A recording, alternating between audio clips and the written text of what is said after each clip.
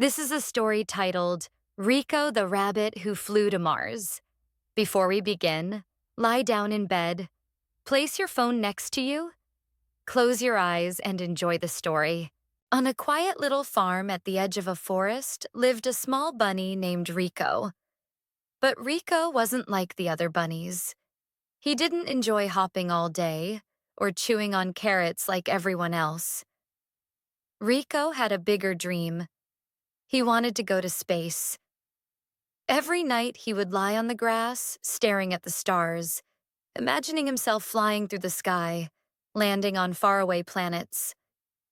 He had a notebook called My Plan to Conquer Mars.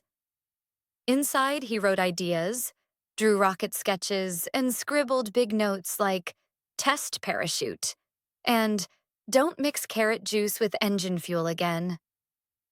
The other animals didn't take him seriously. They laughed, shook their heads, and made jokes. The duck said, "A bunny in space? You can't even jump over the fence." The rooster chuckled, "Try flying with a broomstick first, Rico." But Rico never gave up. He just smiled and replied, "You'll see. One day I'll fly higher than any of you can imagine." So he got to work. In the old barn, using wood, wheels, wires, and a fan from the farmer's attic, he built his first rocket. He called it Carrot 1. When it was finally ready, he invited all the animals to watch.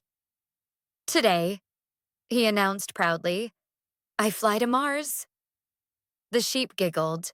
The chickens whispered. The goats snorted. But Rico climbed into his rocket, tied himself in with a clothesline, and shouted, 3, 2, 1, lift off. The rocket shook. It lifted 2 feet off the ground and then crashed into a haystack. Boom. Straw flew everywhere. Rico rolled out, dizzy but smiling. The duck walked over and said, "See? Told you it wouldn't work." Rico stood up, brushed himself off, and said, "It was only attempt number 1. The next day, he started again, and again, and again. In attempt number 2, he got stuck in a tree. In attempt number 3, the rocket went backward and knocked over the chicken coop. In attempt number 4, he actually flew for 5 seconds before crashing into a pile of turnips.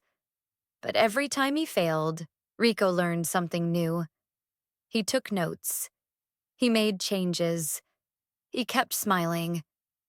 Even the old rat in the barn, who hardly spoke, finally said, "You're the most determined bunny I've ever seen." Days turned into weeks. Weeks turned into months. Then one day, Rico rolled out a brand new rocket. It was taller, stronger, shinier. He called it Carrot 9. This rocket had metal parts, real switches, a parachute made from a tablecloth, and boosters powered by corn syrup. The animals gathered again. This time, no one laughed. Rico stood proudly.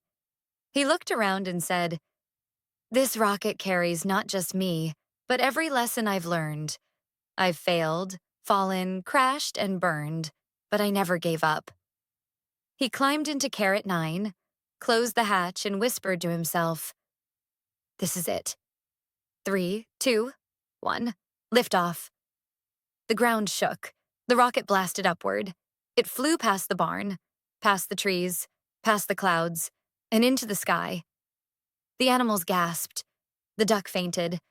The rooster stared in shock. That night, as they looked at the stars, they saw a strange message written in lights. "Rico has landed on Mars." From that day on, no one laughed at Rico.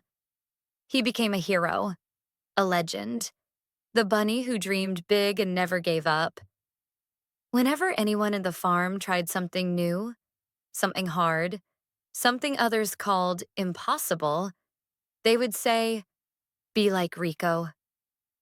Because Rico showed them all that no matter how many times you fall, no matter how many times others doubt you, you must keep trying. The impossible only becomes possible when you believe in yourself and never give up.